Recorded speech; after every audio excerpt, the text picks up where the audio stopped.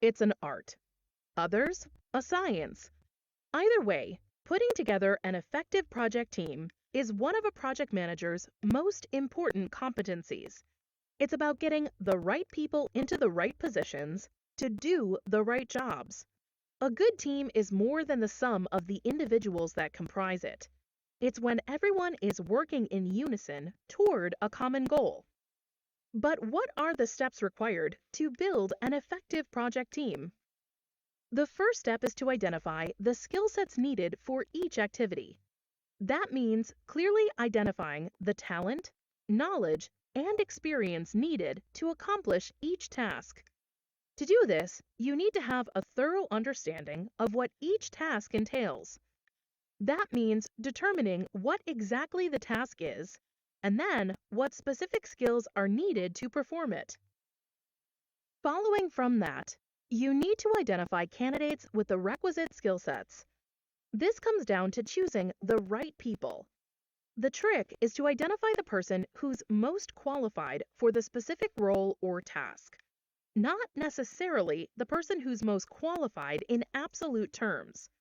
Don't be dazzled or swayed by impressive qualifications that aren't relevant. Finding the right person isn't always easy.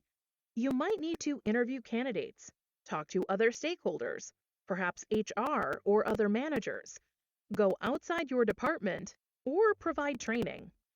If the need is great or the skill set rare and there aren't any candidates within the organization, you might decide to bring in a contractor or hire someone new.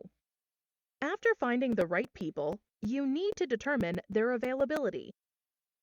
Unfortunately, the people you need aren't always available when you need them. When considering resource availability, don't forget to factor in things like vacation days, leave schedules, work obligations, and other projects. What if one of your key people is going to be on vacation for part of the planned project time? Decide how you'll deal with this. The final step to building an effective project team is to assign responsibilities. In doing this, you can use what's called a RACI chart. RACI stands for responsible, accountable, consult, and inform. Whoever's doing the work is responsible.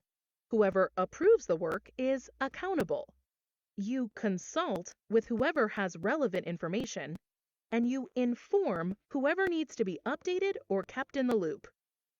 A RACI chart is a useful way to clarify roles and responsibilities, while also making sure that things aren't missed or forgotten.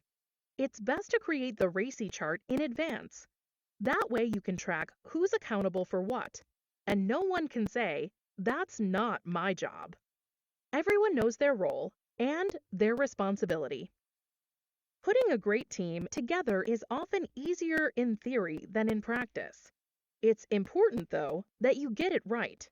When your team is strong, with the right people in the right jobs, other things tend to fall into place.